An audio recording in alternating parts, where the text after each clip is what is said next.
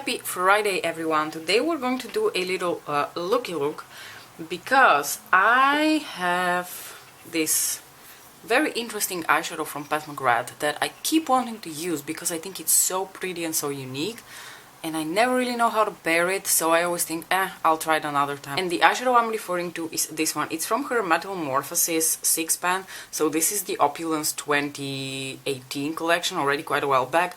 I don't think this shade has been re-promoted, so unfortunately if you don't have this eyeshadow palette, you may not have this eyeshadow. Such an interesting eyeshadow with such an interesting undertone to it. It's a little bit neutral, it's a little bit brown, it has a little bit of like a champagne gold flip to it. And I keep trying to pair it with something and I keep not being satisfied with how it looks. So I'm going to give it another try today, and I'm just going to take you along and we shall see what happens with this look. I'm going to start off with my MAC strobe cream. You know, I usually use my Glow Lust by Auric, but since I have my strobe cream and it kind of does the same thing, I like to alternate between the two. So I'm just going to take a little bit of that here underneath my eyes for some extra hydration and lightening, because I feel like my under eyes always look a little bit dull. And products like Glow Lust and strobe cream solve that issue for me pretty well, with the only difference being that Glow Lust has a bit of coverage to it, whereas this one is just really an illuminating product. You can use it as a highlighter over top of things, you can use it mixed in with your foundation, whatever floats your boat. I'm also going to bust out another product that I haven't used in a while, which is my concealer from First Aid Beauty. I can never for the life of me remember the name of that brand.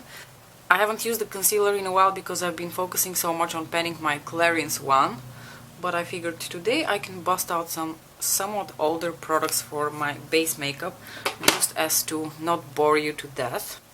So, are you also thankful that it's Friday? I am like so grateful that it's Friday. I'm super done with this week. It was a very tiring and kind of all over the place week, and I'm glad it's over. For foundation, I'm going to take my Estee Lauder Double Wear Nude Foundation. I really enjoy this foundation because it is in the trusted Double Wear formula, but without the cakey full coverage. Well, I think the original double wear, you can wear it without being cakey. It's just quite full coverage for my taste these days. I'm going to take a tiny bit here on the back of my hand. I do hate that these don't come with a pump because it makes it so difficult to dispense the right amount of product. I'm giving my Dior foundation a bit of a break, not because I don't like it, but because, you know, you gotta switch things up every now and then. Look what a beautiful, like, natural dewy finish this has. I would say this has a bit more of a dewy finish compared to the foundation from Dior. The foundation from Dior tends to be a bit more satin. It's still not matte, but it is not as dewy as the one from Estee Lauder.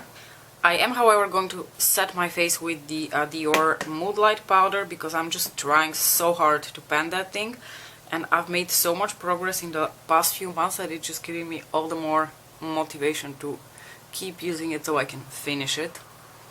Let's grab another product that I'm trying so hard to pan and I keep digging at it and it just does not want to show pan, and that is the Physicians Formula Butter Bronzer.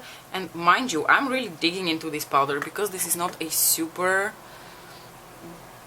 pigmented bronzer, so you do have to dig your brush in there, and yet there is no pan in sight. I keep thinking every time I dig into it, oh, today will be the day, today I'm finally going to see that pan, and that day just never comes. This powder just taunts me. For my blush and highlighter, I'm going to take this gorgeous duo that I have from an old limited edition holiday collection from MAC, which contains this blush in the shade Pleasure Model and the infamous Whisper of Guilt highlighter. It's a really beautiful, sort of like neutral, bit of like coppery brick shade.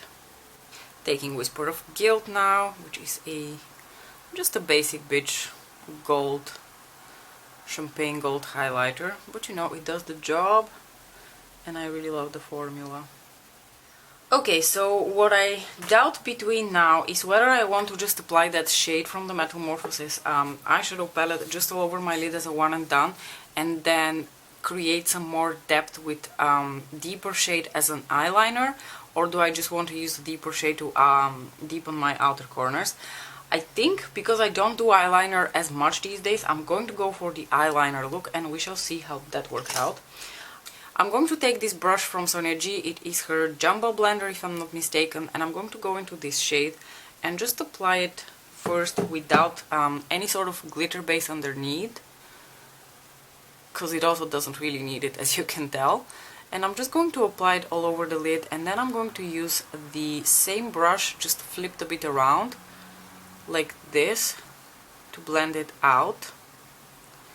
And from what I can see, this is the kind of shade that you just have to use as a one and done if you don't know what else to do with it. That is so pretty. This shade is so interesting. It wouldn't be a pet pairing if we didn't do a little bit of layering, so I'm going to layer a little something something over this shade that I'm not sure how it's going to work out, but you know what, we're just going to try it. I'm going to take a little bit of Pet's Intensifies wand and apply that here in my inner corner, because in my inner corner I'm going to put something sparkly. And then I'm going to take like a tiny bit also all over the lid.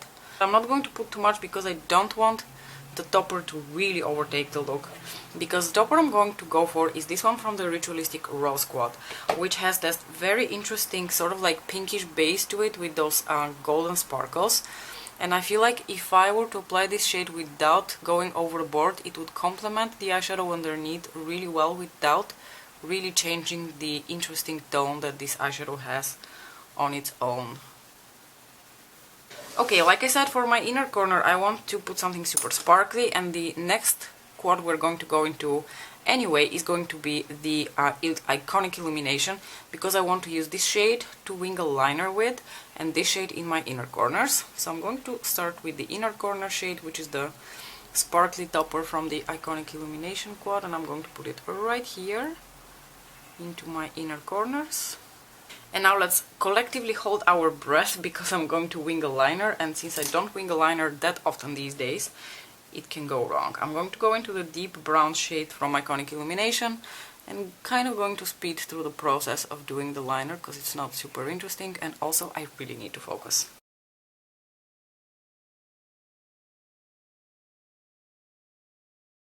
On my lower lash line I'm going to go back into the Ritualistic Rose Quad and take this sort of warmer brown shade to apply on my lower lash line and in my waterline, just to bring back a little bit of warmth into the look, but without changing the tonality.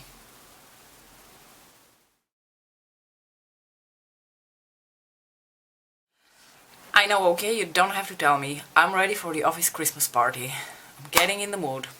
I thought that since the eye look actually turned out so neutral, and the whole point of me wearing this red dress was for me to wear a red lipstick, I did go for a red lipstick. Do you want to hear like a real first world problem?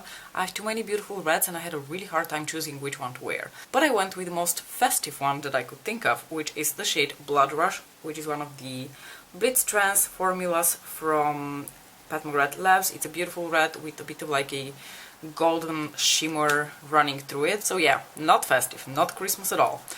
Anywho, just in case you were one of those people who owns the Metalmorphosis 6-pan and you never really know what to do with this gorgeous shade here, I think if anything today's look proved that you can just slap it all over your lid, put on mascara and call it a day, because it looks glorious on its own, and I'm definitely going to be using it a lot from now on as a one and done shade. It is so beautiful. Let me know what you thought about this look. I hope you enjoyed this sort of quick pet pairing on a Friday morning. As usual, thank you so much for watching, and I'll see you in my next video. Bye!